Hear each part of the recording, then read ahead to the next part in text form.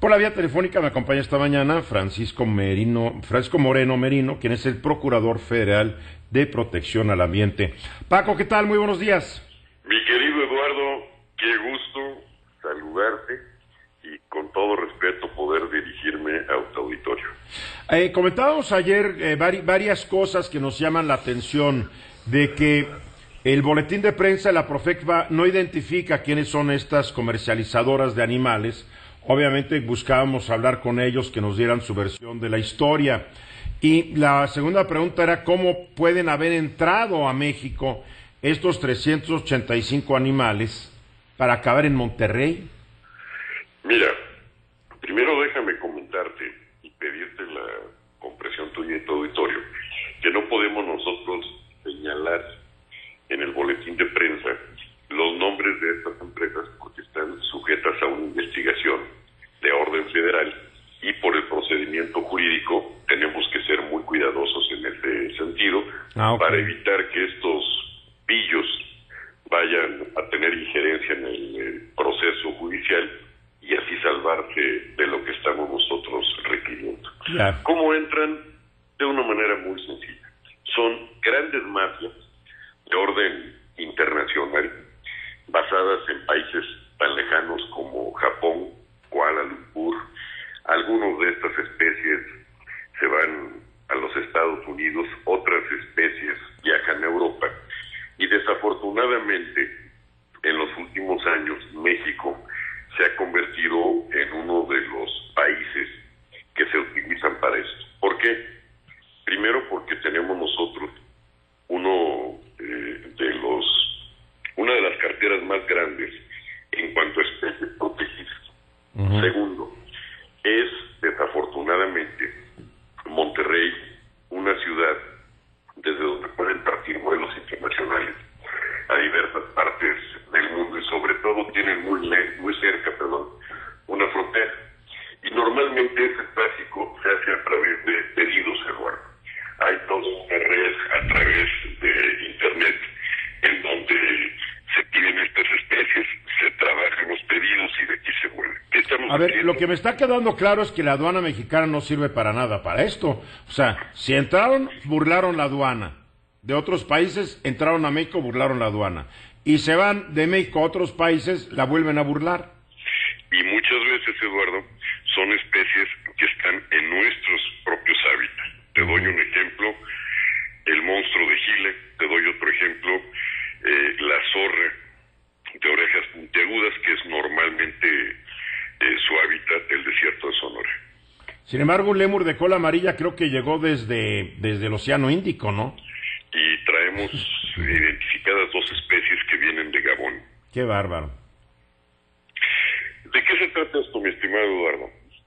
Que podemos nosotros dar resultados, no hacer mucho ruido, estar trabajando, estar haciendo las cosas de tal suerte que estemos dando resultados y que hagamos conciencia en las nuevas generaciones que la captura de estos animales ponen en serio peligro los hábitats naturales y los ecosistemas de diversas partes del mundo. Son especies que no se pueden defender y es simple y sencillamente el ego o el capricho de la gente por tener capturados y captivos a estos animales de un negocio que también, Eduardo, resulta ser muy lucrativo. Te voy a dar un ejemplo.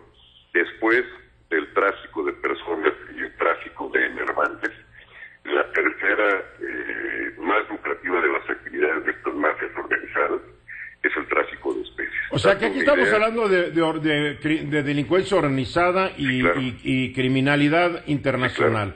A ver, a mí me surgen varias preguntas.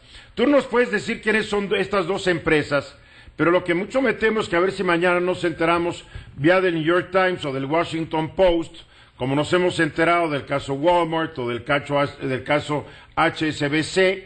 O sea, hay algo mal en las leyes cuando en flagrancia ustedes descubrieron a estas 2 empresas y por ser una investigación en curso no se nos puede decir al público cuáles son. Por lo tanto, estas empresas siguen haciendo su negocio y felices y contentas.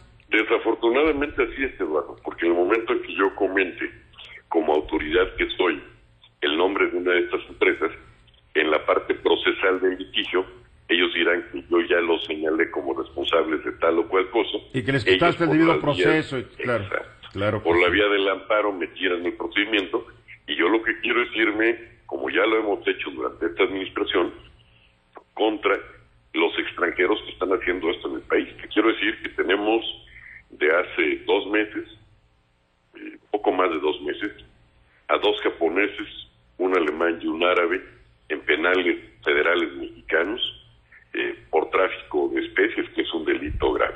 A ver, tú dices que después del tráfico de drogas y el tráfico de personas, el tráfico de animales es la tercera rama de crimen organizado en México. Es correcto. Pues ¿a cuánto asciende el negocio?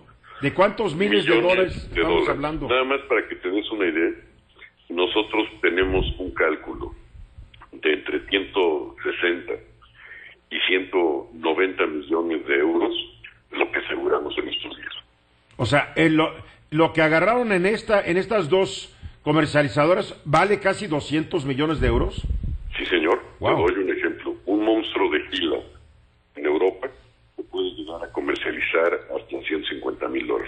Wow, o sea, claro que es un negocio. Ahora, ¿tienen ustedes los recursos? Porque vamos a también viendo esto, Francisco. ¿Cómo combates a delincuencia organizada tan sofisticada, tan bien financiada, desde la Profepa? ¿Hay recursos para poder dar la batalla? Hay recursos y hay algo muy importante.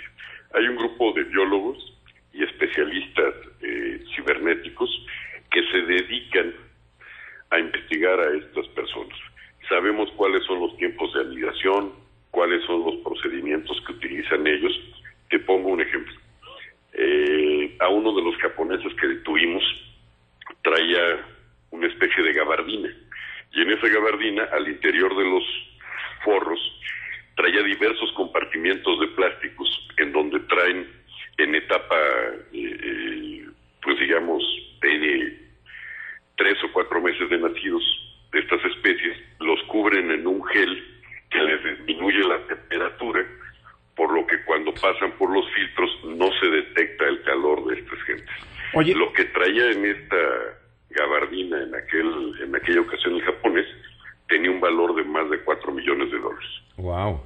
En la nota que se difundió el día de ayer, aparecen unos periquitos, sí, unos loros, que caray, todavía no tienen ni plumas. Son parte de lo recuperado. Son bebés, sí, son loritos, sí, bebés, señor, azules. Sí, señor. Mira. Guacamaya azul y oro, ¿no? Indignante. Capturan a estos polluelos, les embarran este gel que les disminuye la temperatura, o tortugas, por ejemplo, del desierto, les disminuye a tal grado la temperatura que solo los mantiene vivos para que no sean detectados. Y entonces después es más fácil su comercialización y desafortunadamente su domesticación. Qué bárbaro. Bueno, ojalá te des una vuelta pronto por aquí para que sigamos hablando de este grave problema como hoy grave, todos aprendimos. Muy grave, Eduardo, y pedirle a la ciudadanía que nos ayude. Estamos trabajando sin hacer mucho ruido, dando resultados, pero la denuncia anónima es muy importante. Muy bien. Te aclaro una cosa, gran parte del resultado de este operativo de Nuevo León fue gracias a 2 denuncias anónimas. Muy bien, pues qué bueno que se denunció. Paco, qué gusto hablar contigo, nos vemos pronto. Eduardo, sé muy feliz. Gracias. Hasta pronto. Francisco Moreno Marino es el Procurador Federal de Protección al Ambiente, la Profepa. Qué increíble, ¿no? Sí. Delicadísimo esto. Increíble. Otra vía de la delincuencia organizada en México. Mensaje.